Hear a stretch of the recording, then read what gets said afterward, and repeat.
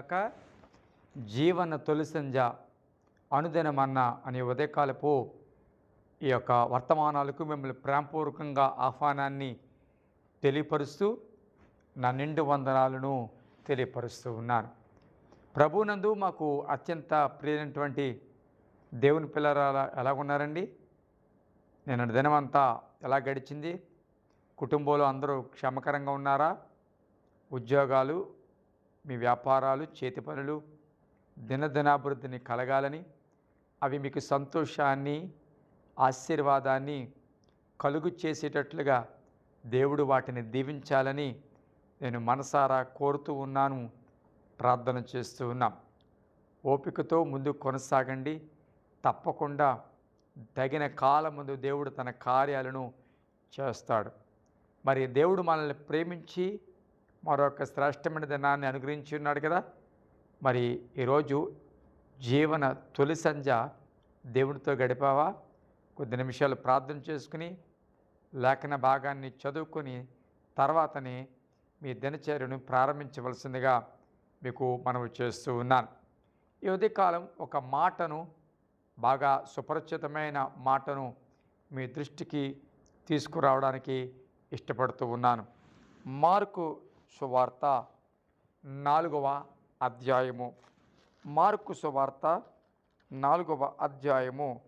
ఆ అధ్యాయము మొదటి నుండి మీరు చదివితే చూడగలిగినట్లయితే విత్తనాల ఉపమానము అందులో కనబడుతుంది. క్రైస్తవ ప్రపంచానికి ఈ ఉపమానము సుపరిచితం.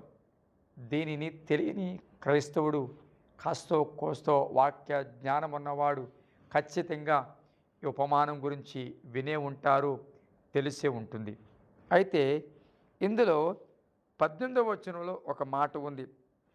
ఇతరులు మొండ్ల పొదలలో విత్తబడిన వారు, వీరు వాక్యము విందురు గాని ఐహిక విచారములను, ధనమోసమును, మరి ఇతరమైన అపేక్షలను లోపల చొచ్చి వాక్యమును అణిచివేయుట వలన అది నిష్ఫలమగును.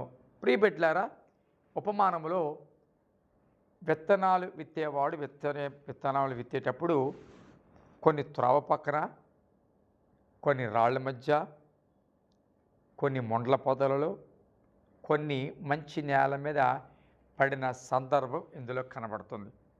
అయితే ఇందులో మూడవది మొండ్ల పొదల మధ్య పడినవి. అంటే ఈ మనం చదివిన ఈ వాక్య భాగంలో అవి విత్తబడ్డాయి, కానీ అవి మొండ్ల పొదల వలన ఆ వాక్యము ఫలించలేదు.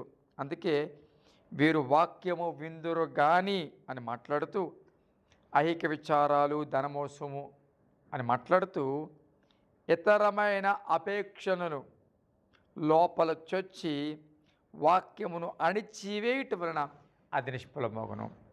ఇతరమైన అపేక్షల వలన ఈ విత్తబడిన ఈ వాక్యము నిష్ఫలమైపోతుంది. ప్రియదేవుని బిడ్డలారా, అపేక్ష, ఇతరమైన అపేక్ష, దానిని గ్రీకు భాషలో సుప్నింగో అంటారు. అంటే దాని అర్థం ఏంటో తెలుసా? గొంతు పీసికి చంపడం, లేకపోతే ఊపిరాడకుండా చేయడం. నిజమే ప్రియబిడ్డలారా. విత్తనము పడిన తర్వాత, అనగా వాక్యం అనే విత్తనం పడిన తర్వాత కొన్ని అపేక్షలు ఆ వాక్యాన్ని ఫలించకుండా ఉక్కిరిబిక్కిరి చేసి ఆ వాక్యాన్ని గొంతు పీచికి చంపేలాగా చేస్తున్నాయి. ఆ వాక్యం బ్రతకట్లేదు. పడుతుంది, వినడం వింటూ ఉన్నారు, మందిరానికి వెళ్తున్నారు, టీవీలో వింటున్నారు, సెల్ ఫోన్లో వింటూ ఉన్నారు. వాక్యం ఏమీ తెలియనిది కాదు, వాక్యాన్ని ఎరిగిన వారే, వాక్యాన్ని అనేక పర్యాయాలు విన్నవారే, కానీ వారి జీవితాలు నిష్ప్రయోజనకరంగా, నిష్ఫలఫలంగా ఉంటున్నాయి. కారణం ఏంటి తెలుసా? ఇతర అపేక్షలు. ఆ ఇతర అపేక్షలు ఏం చేస్తున్నాయో తెలుసా? వీటిని చంపేస్తున్నాయి. అది ఫలించక ముందే చంపేస్తున్నాయి. ప్రియమైన బిడ్డలారా, ఏ అపేక్ష నీలో ఉందో, అంటే దేవుని వాక్యాన్ని చంపే అపేక్ష, బహుశా అది లోక సంబంధమైనది, వ్యాపార సంబంధమైనది కావచ్చు. కొన్నిసార్లు బహుశా ఉద్యోగము, డబ్బు సంపాదించడం అనే ఆలోచన, లేకపోతే ఈ లోకంలో ఎంజాయ్ చేయాలి, ఈ లోకంలో బ్రతకాలి చక్కగా, ఏదో శరీర సంబంధమైన ఆలోచనలు, శరీర సంబంధమైన అభిలాషలు కొన్నిసార్లు ఈ యొక్క వాక్యం అనే విత్తనాన్ని గొంతు పిసికి చంపినట్లుగా చంపేస్తున్నాయి. సో అవి నీలో పడుతున్నాయి కానీ ఫలించట్లేదు, నిష్ఫలమైపోతూ ఉన్నాయి. ఈ వాక్యం అంటే ప్రియబిడ్డరా, లోతు భార్య చూసారా, బయటకు వచ్చింది, దేవదూత చెప్పినట్టుగా పరిగెడుతుంది, నడుస్తుంది, కానీ ఆ యొక్క లోతు ఆ ఊరి మీద, లేకపోతే ఆ లోకం మీద, లేకపోతే ఆ బంగారం మీద ఏదైతే విడిచిపెట్టబడిందో దానిని చంపుకోలేక ఆ అపేక్ష ఏం చేసింది తెలుసా, ఈ యొక్క స్త్రీ జీవితం నాశనం చేసేసింది, వెనక్కి చూసేలా చేసింది, ఉప్పు స్తంభం అయిపోయింది. ఇదే బైబిల్ గ్రంథంలో ఒక యవనస్తుడు నిత్య జీవన వారసుడు అవ్వాలంటే నేనేం చేయాలి ప్రభా అని చాలా ఆసక్తితో వచ్చాడే. పలానా చేయాలంటే ఇవన్నీ చిన్నప్పటి నుంచి చేస్తున్నాను అన్నాడే.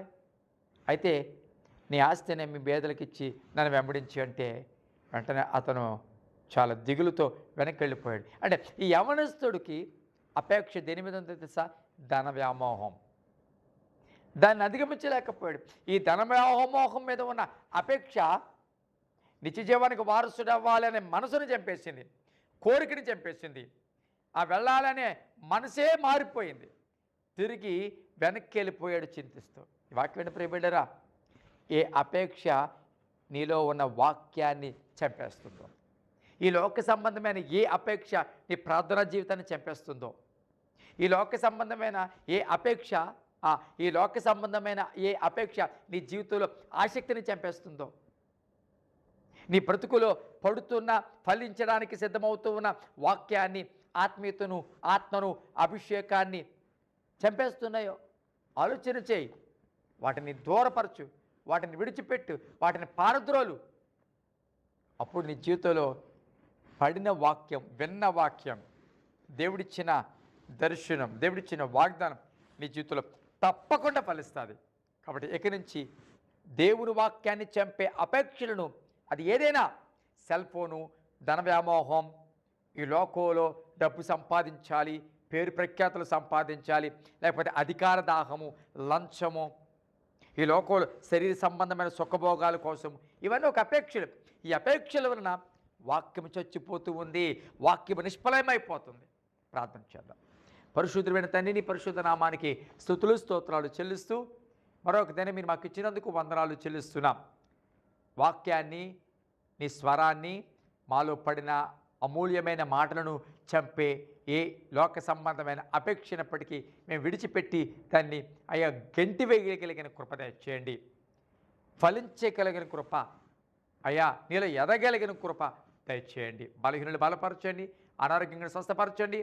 గర్భవాళ్ళ కొరకు ఎదురు చూస్తున్న వారిని జ్ఞాపకం చేసుకోండి. గర్భవాళ్ళ కొరకు ప్రార్థన చేస్తున్న వారిని జ్ఞాపకం చేసుకోండి. హాస్పిటల్లో ఉన్న వారిని జ్ఞాపకం చేసుకోండి.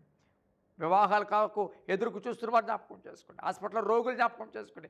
ఆపరేషన్ చేయించిన వారిని జ్ఞాపకం చేసుకోండి. నాయన ఈరోజు దినచర్య అంతట్లో తోడు నడిపించి మరి మేము పొందమని యేసు నామమున అడుగుచున్నాం తండ్రి.